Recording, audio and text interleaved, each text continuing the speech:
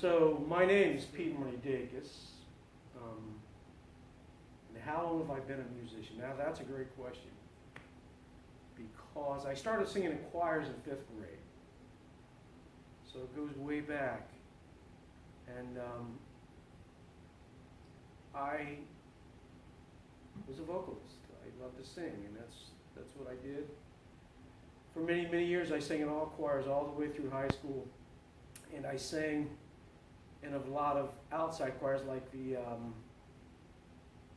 All-Ohio Bicentennial Choir in 1976. And then I went on and I toured Europe with the All-American Choir. Got to sing in Carnegie Hall. Got to tour Europe. That's amazing. What countries did you tour predominantly? Well, we went Europe, London, Italy, France. I hear someone that you went to Sweden as well, right? Switzerland. Switzerland, that's what I was thinking. Innsbruck, Australia. I started dating a girl, eventually became my wife, my ex-wife, and I got saved and I started singing gospel music when I was about 15 years old, and singing in a lot of churches, and later on when I was in my early 20s, I got to sing in Vets Memorial a few times. Did the country cavalcade years. I mean, we're going way back. Yeah, that's amazing. You know. Do you open for anybody that you really just enjoyed or kind of looked up to? I think the first national group I opened up for was the Oak Ridge Boys. Wow, that's a big deal. Yeah. And they sang gospel music at that time, and it was about 6 months later they had their first hit song, Elvira. Wow. Yeah, that'd be a good timing to catch them right before that hit. What would be the reason that you got into writing the actual music? And I'll have you repeat questions, I guess, from this point on.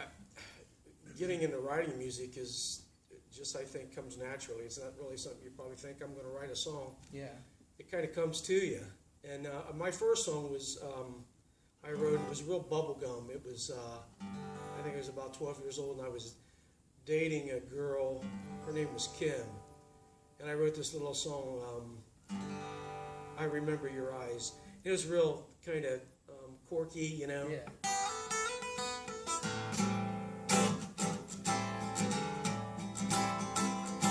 My very first song. I remember your eyes.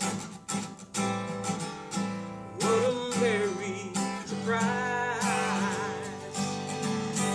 I remember your hair. She was a blonde. Oh, that blonde, beautiful hair. You know, and it just kind of goes, you know, sitting underneath the golden apple tree. You remember that song from how long ago do you think that was? 12 years old. I was 12 years old. Who gave you the support to keep writing in the beginning? So, like, who did you not just write for, because it seems like you wrote for yourself, but who gave you the support to keep going, or who did you play those early songs for predominantly?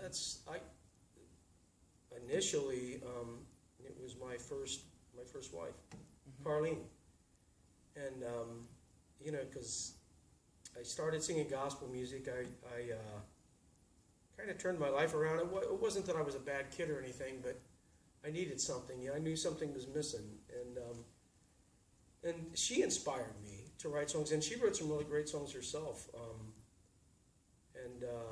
But her inspiration, and then singing to my mom, because my mom was religious, and I'd take my guitar over there, and I wasn't a very good guitar player. Because most of the time I did sing, we had a keyboard player.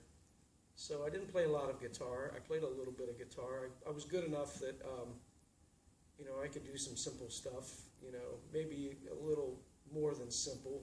Mm-hmm. And I'd go over and sing to my mom, especially a gospel song, man. She'd start crying, and my sisters, you know, would be there, and we'd all, it was great. And that's your inspiration, you know. Your family is your inspiration, and some of your heartaches you go through inspire a lot of songwriting for me. Yeah. Your family was your focus, and then you also had you know, heartache and things that everybody go through, and you just dealt with a lot of those kind of issues. Did you ever travel whenever you were kind of in the peak of your touring career? Did you travel Yeah, for your own music? I did. And what changed in my life was when I had the opportunity to tour, really tour. Mm-hmm. There was a guy named Roy Calloway that used to be with RCA Records. Yeah. We're going way back. Yeah. And a friend of mine, Rick Coey, got a demo tape to him. He got saved. He was having some issues in his life, and he committed his life to Christ, and he went to a recording label back in the day, way back in the day. Mm-hmm. It's called Benson Yeah. Records. And so I had a meeting with him. I went down and interviewed in Tennessee, and it went well, and he made me an offer. It was different back then, now everything's internet driven. But I was to go open up for a pretty well-known gospel group and tour with them for a while as a soloist. Mm-hmm. And then they were going to give me all the recording studio time I needed to record my first album, a real in-depth album. Yeah. And I went home with the news to my previous wife, and we got a little scared because we just bought a house, and so I kind of chickened out a little bit. I got a little nervous about touring and leaving my family and stuff like that. And it was a meager amount of money. It wasn't a lot of money, but that's how you paid your dues. That's what you had to. You have to prove yourself.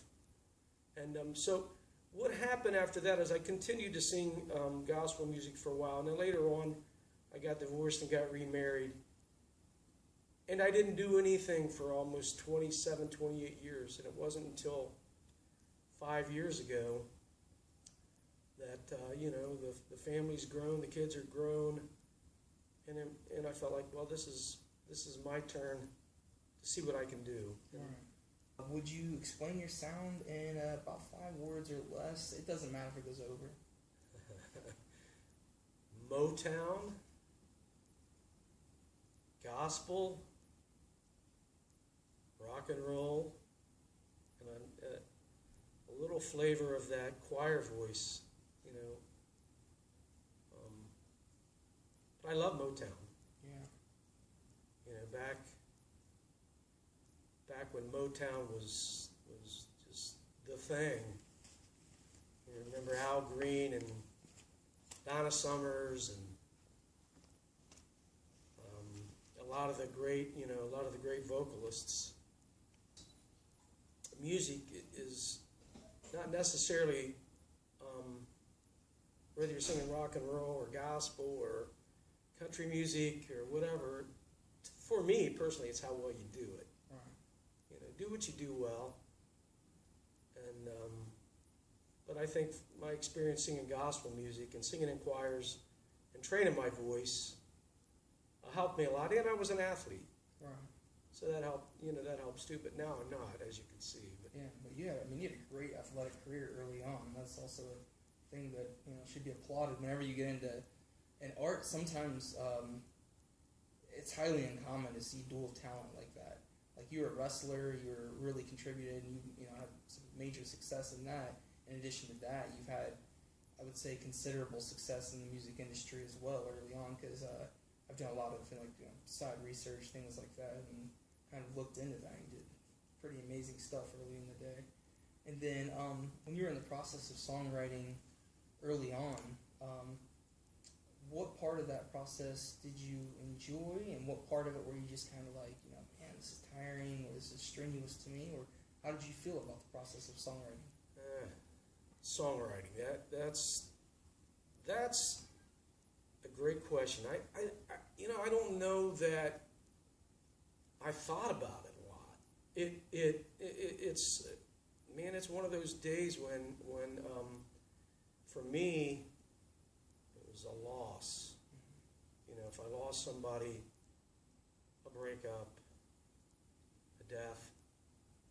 Unfortunately, I wish it was always happy. And some songs are, just jubilant, fun. But it just came. It just comes. I think for me, my songwriting starts with the melody, the music first for me. Mm-hmm. For a lot of guys and a lot of people, it's the lyrics, the words. The lyrics for me although they got to be the priority, the song has to be saying something meaningful. But I would always start out with something I hear, I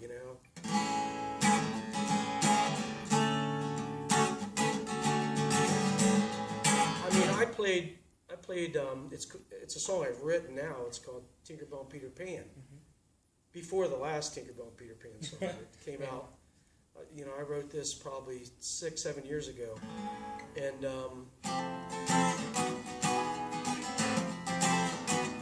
but I heard this music all the time.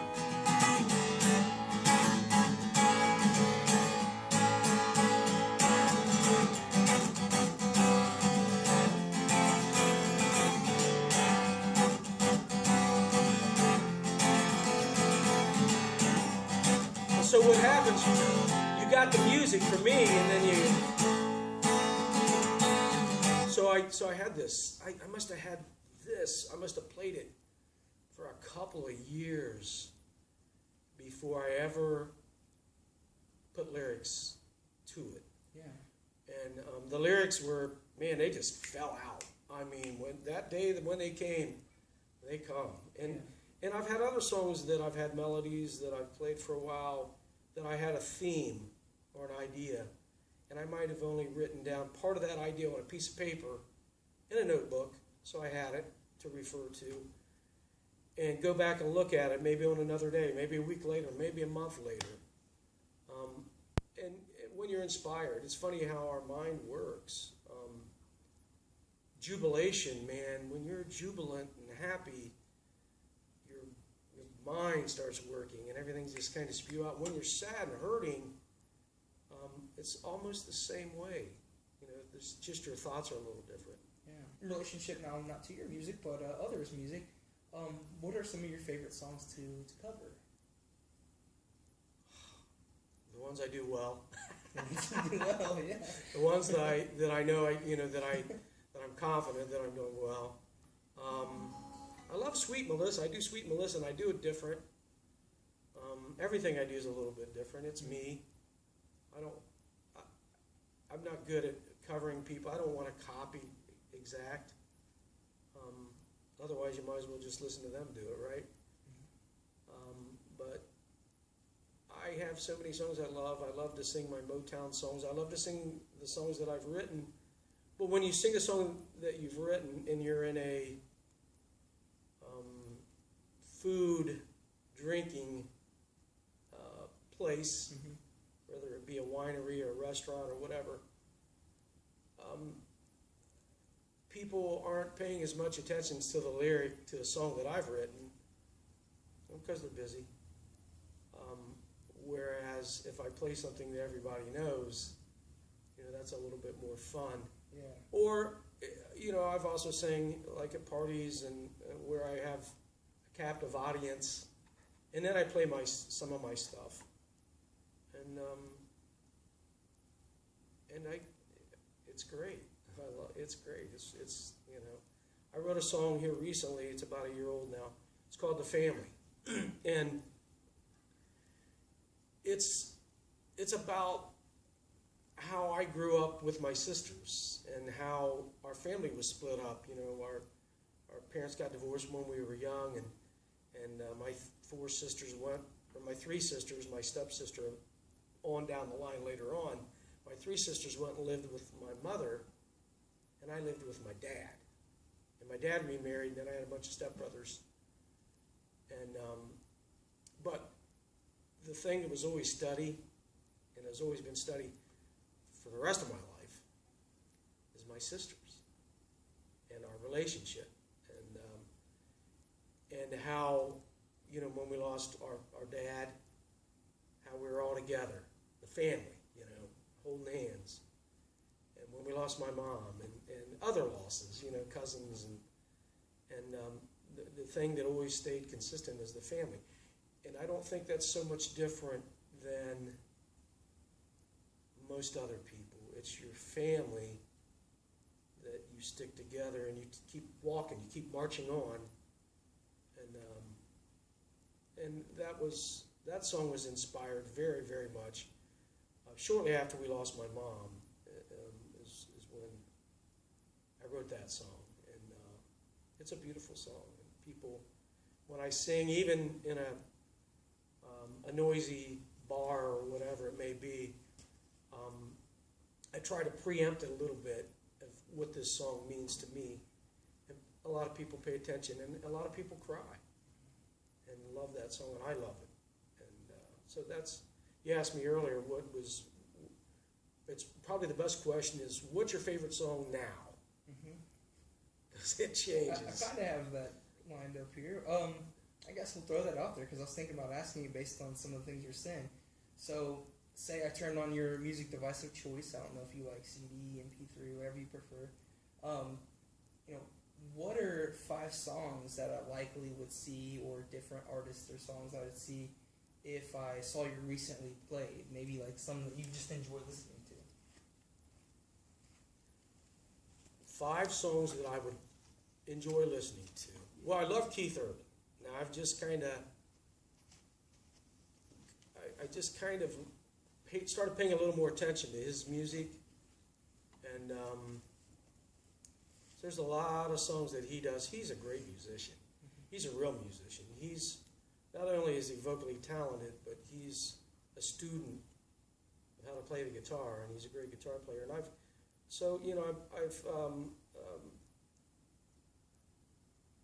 Blue Eyes, or Eyes Are Blue. I've been doing that, and listening to a lot of his stuff lately.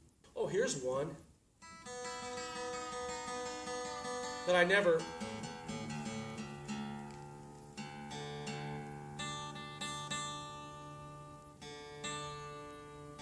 That I never thought I would ever do a song like this.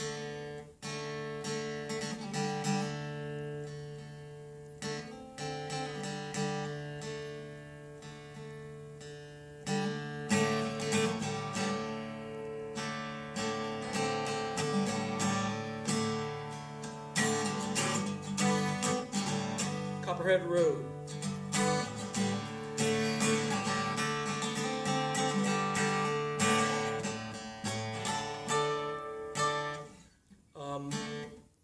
So I started doing that, and it's kind of I didn't play that very well, but bluegrass, hillbillies. I don't know what category to put that song in. Yeah. But it's a cool song.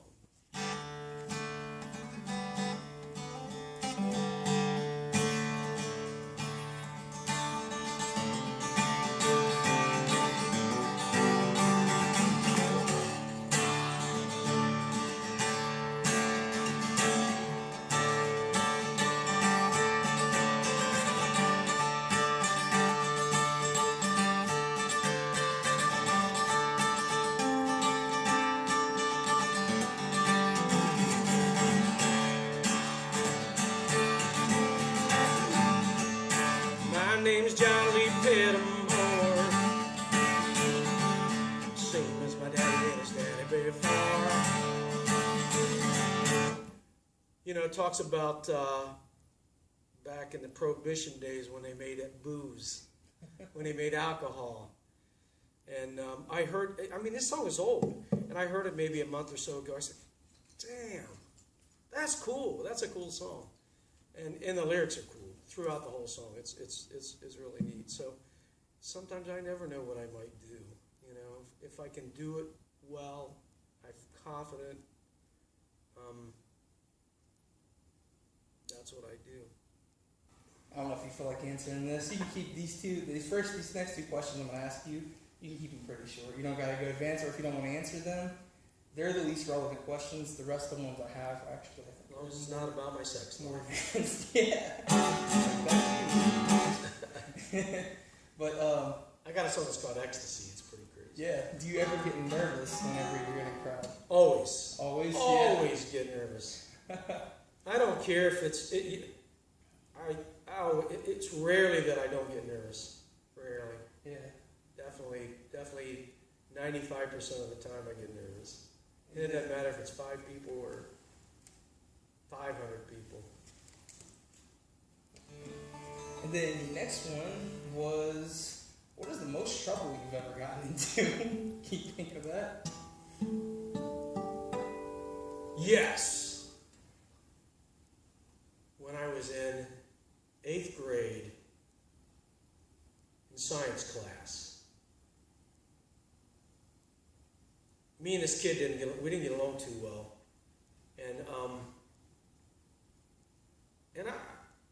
I loved everybody, man. I didn't care if you were an athlete or a singer, or because I was an athlete and a singer, so I loved everybody. I appreciated everybody. I didn't care if you came in dressed in black and your hair was long, and it didn't matter to me, man. Because the more you got to know somebody, that was different than you or looked different to you, the more you realize they're like you. We're all part of the human race. And but anyways, so in science class there was on the wall there was this big rat maze with mice in it, and it was up against the wall and had all these little channels where the mice would run through it. There wasn't mice in it, but it was glass, and it was probably, it was pretty big. So me and this kid wasn't as big as I was. He was smaller than I was. I don't know. We had words, and he kicked me in the balls, Yeah. and I just went apeshit crazy, man. Yeah. And I grabbed him and I threw him into that rat maze, and I started wailing on him, and the rat maze broke. And the teacher was a male teacher. I can't remember his name. He jumped over a chair, over a desk. Man, he was a big guy too. We're in 8th grade. We weren't all that big. And he broke it up, and they called my dad. The glass all over the place in the science room. Me and the kid went down to the principal's office. I didn't go, but I got a lot of trouble over that. Oh my God, that sounds like an adventure. It was an adventure. All right, so in relationship to things that you more enjoy, what would you say are 5 things you can't live without? They can be fun or they can be serious, whatever you feel. 5 things: food, Food, water. Yeah. There's 2 for sure. I love my guitar, so I can't live without my guitar. My family, and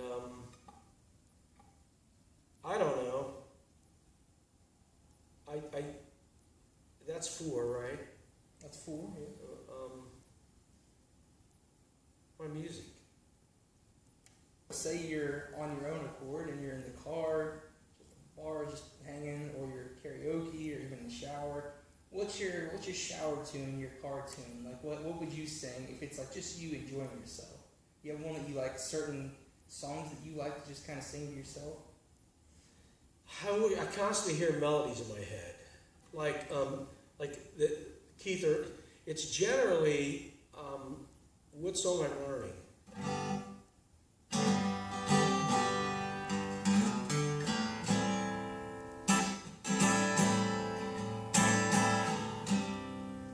So it's the last song I just learned usually.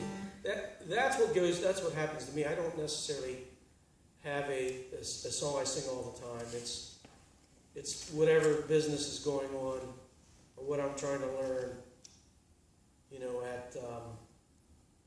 at that time. But I always have music going in my head often. And I don't have to listen. I'm not a record nut. I'm not the kind of guy that goes home and just plays music all the time and sits down and listens and listens and listens. I've never done that. I don't know why. I think I'd rather play it than just listen to it. But you have to listen to it.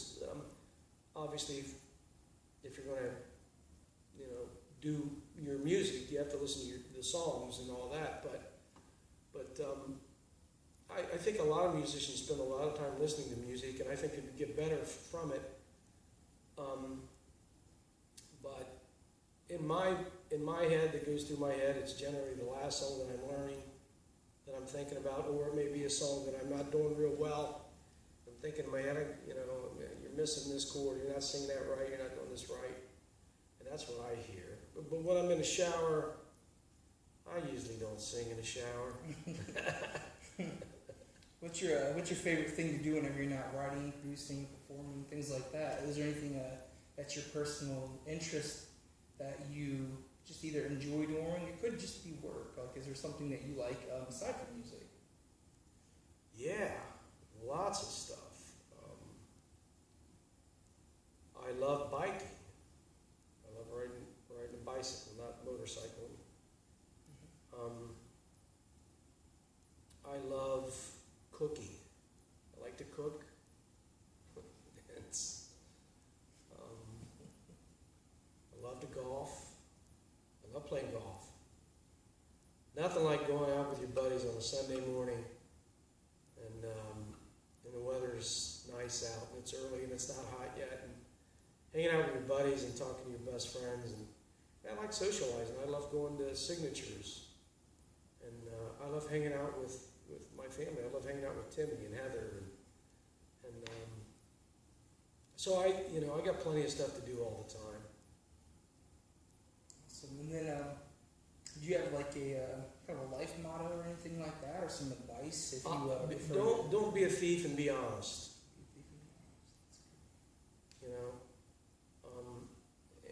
You know, I'm a believer, and I'm a Christian, and the older I've gotten, the more I realize how I failed in many areas of my life that I wish I would have done better. And it really hits you as you get older. You can't change it. You can't take it back. But faith is important to me. You have to have something to believe in, man. You got to. You have to have something to look forward to, because that's what keeps us going and inspires us. Whether it's the next gig, or whether it's your friendships, your fellowship. I'm looking forward. Well, maybe that's the wrong words, but when I get to go see a lot of people that I've lost. My dad, cousin Timmy, cousin Tony, my mom, lots of other friends that I've lost. As you get older, you're starting to get closer, and you start thinking about that a lot more. And so you have to have faith, man. You got to have faith, because if you don't have faith and you don't believe in something, man, you're probably not very happy. Yeah, you actually answered my next question as well. It's kind of 10 years down the road where you feel you'll be, but someone answered it. It's pretty close, kind of like... I'll be 10 years older. Exactly. I hope I'll have my memory well enough that that we can have conversations that are meaningful. And I hope I'm not saying, "What'd you say? What'd you say?" And then we'll roll out on a nice light one here at the end, and you might have to think about this for a minute, but alive or dead, either one, if you could go open for any artist on a tour right now, who would you open for? Wow, that's a good question. Yeah. If I could open for,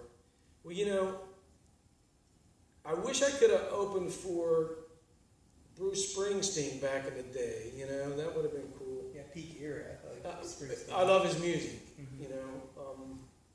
I don't like politics in music. Keep your politics out of music.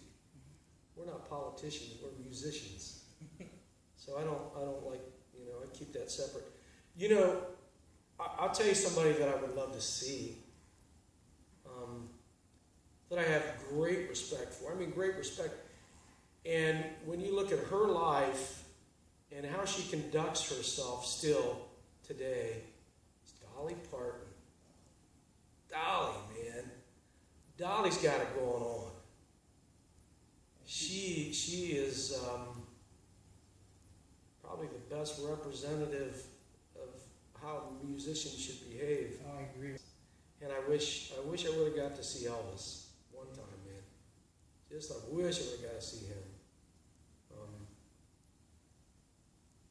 I think he got wore out. I think everybody wore him out. He was trying to please too many people, and he needed a little help outside of that. You know, for the energy level, and I think that's where he got hooked on drugs.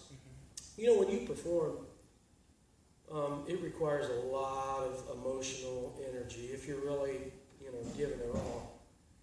And for some of these guys that travel, and they're singing 2, 3, 4, 5 days a week, man, that takes a lot. And I think that's where some people get in trouble, because they're being pulled too much, they're going too much. They have to have that high energy when you're on stage to perform well. And so that's where I think a lot of the problems come in with drugs. And don't worry, just alcohol for me. That's right. It's your energy, right?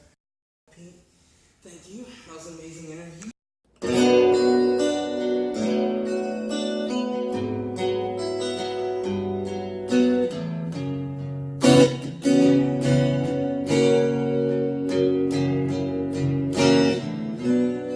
She faced the hardest times you could imagine. Many times she fought back her tears. When her youthful world was about to fall in, time her slender shoulders bore the weight of all the fears, and the sorrow no one hears still rings in midnight silence in her ear.